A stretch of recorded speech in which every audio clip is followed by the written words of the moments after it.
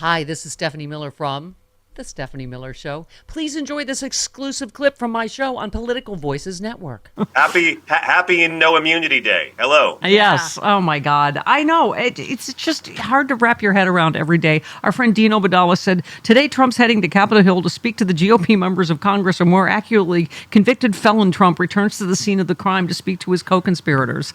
I mean, it's just, and it was even grosser than you would think, right? They're just gushing about him. Marjorie Taylor Greene, oh, he's always so sweet to me. Speaker Johnson's like, Daddy says I'm doing a good job. It's like, oh. Yeah, what a squad. Let me tell you something.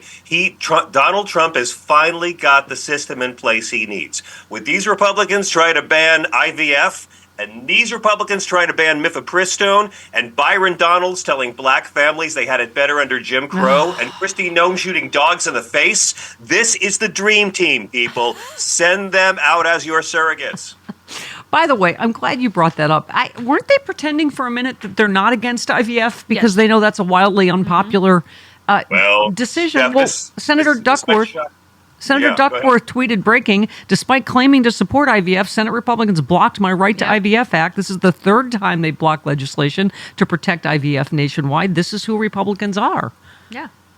I mean, literally, the Alabama Supreme Court bans it. The Alabama legislature says, oh, no, don't listen to our Supreme Court. It's legal. And now they don't know what to do. Ted Cruz has this phony Protect IVF bill that does not protect IVF. But Republicans completely vote against the Democratic plan yesterday, which would have protected it. I love it when homophobes like having it both ways. And this shows how terrified they are. They don't know what to do anymore because they're the dog that caught the car. And now they're going to be at war with each other over IVF. They're going to be at war with each other over mifepristone. Can we just point out, too, Donald Trump is so stupid. We've had to learn so many big words because of him. We had to learn hydroxychloroquine. We had to learn ivermectin. And now men have to know how to say mifepristone. That's how dumb he is. He made the rest of us smarter. This is, at the same time, evangelicals, attending the Southern Baptist Convention just voted to oppose in vitro fertilization. I mean, and this is a party that still keeps claiming to be pro-family. Mm-hmm. Right? Oh, I know. So, and again, they're claiming that I guess fetuses, frozen embryos are people, right? That's the whole argument. So if I have some frozen embryos for 12 years and then I birth one, that baby is a 12-year-old newborn. That's the argument Dusty Devers is making. And again, there's nothing in the Bible backing up any of this. There's nothing. You played the quote of the person saying Jeremiah. That whole thing, before you were formed in the womb, I knew you. That's God telling Jeremiah why he's special. Mm-hmm. It's not God telling government to force people to be pregnant against their will, to punish poor women with greater poverty, or to force 10-year-olds to be pregnant by a rapist. The Bible says none of this. These people have no leg to stand on. And all you have to say to them is, does an omniscient God put a soul in a fetus he knows is going to be aborted? Yeah. Ask them that. And they'll be busy for 10 minutes trying to figure it out. Yeah. By the way, if I'm going to be mansplained, I want to be mansplained to by Lawrence Tribe, who said, women get it, but here's a word to my male followers. Imagine not being able to buy a condom, get a doctor to treat a genital illness, or seek care for your pregnant partner without triggering a police investigation or a search of your sexual history. That's Trumplandia, guys. Mm-hmm. How much more evidence do we need that this is just, they want a creepy Handmaid's Tale, white Christian nationalist autocracy, period. Yeah. Well, some of them do. Let's be fair. Trump doesn't want that. Trump's just trying to stay out of jail. So don't blame him, Stephanie, for what the crazy having any principle. I'm sorry. I didn't mean to imply he has any principles other than himself. But yeah, you said, Donald, you were retweeting, somebody said the COVID shot's clearly part of an opt to weaken the U.S. If you don't see that, you're brainwashed. The mandate was also built on fraud. You just said Donald Trump got the COVID shot and the booster, but he refused to be photographed doing it so he could still sucker guys like this. Go ahead, yeah.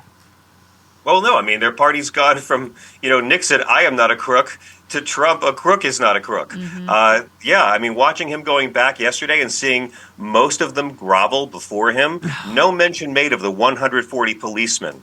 that were physically abused or sent to the hospital on those Protecting very them. grounds because of this guy's lies. Yeah. None of Somebody it. retweeted the picture of Elise Stefanik. She's literally like crouched behind. It's just like, oh, give me a break. You were scared for your life. These guys protected you, and now you're booing them. I mean, and you know, I talk so well, John, about this whole party. You just said new rule: political parties who reject democracy and want to disband NATO don't get to pretend they care about D-Day. You also said I'm writing a parallel universe script about a world where GOP politicians have so many plans to help the lives of non-millionaire Americans, they never get around to mentioning Hunter Biden.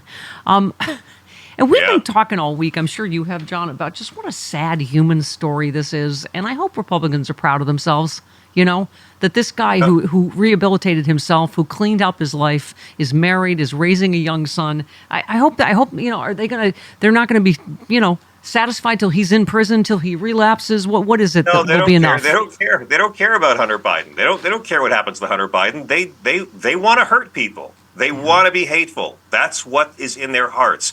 And I want to say, Joe Biden letting his own son be prosecuted, and letting Bob Menendez be prosecuted, and Cori Bush, and Henry Cuellar. Yeah. That's proof he's weaponized this DOJ against Trump. They're going after so many Democrats, Stephanie. It's right there in front of you.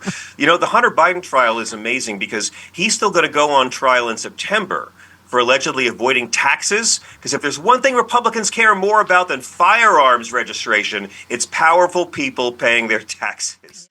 Which is why it is imperative that you go to freespeech.org on the last day of the fund drive, and also support John Fugelsang on his fantastic show on SiriusXM Progress. Oh man, we had my future wife Jasmine Crockett the other night. Tonight, little Steven Van Zandt joins us. Yay! And the new HBO documentary about his life is amazing. Every progressive should watch it. And we had a very special show this week. We had a man on who was executed this week in Missouri, David Hosier, on Monday night. His spiritual advisor is a friend of mine. We actually talked with a death row inmate the night before the state of Missouri put him to death, even though Jesus never mentioned abortion, but does overturn eye for an eye in the Sermon on the Mount. These Christians don't read the damn Bible. Yeah. Sexyliberal.com. You have got to see the Ecclesiastical MOOC live. Yes. We have Glenn Kirshner joining us in Denver. We're working on other surprises. We have lots of surprises in lots of cities. Stephanie killed it in Seattle. You killed it in Seattle. No, you. Great show. Great show. Hey all, Glenn Kirshner here. I hope you'll join me on my new audio podcast, Justice Matters. I'll be using my 30 years as a federal prosecutor and Army JAG to unpack, break down, and explain the legal issues of the day, particularly where the legal intersects with the political. Please look for Justice Matters with Glenn Kirshner wherever you generally get your podcasts.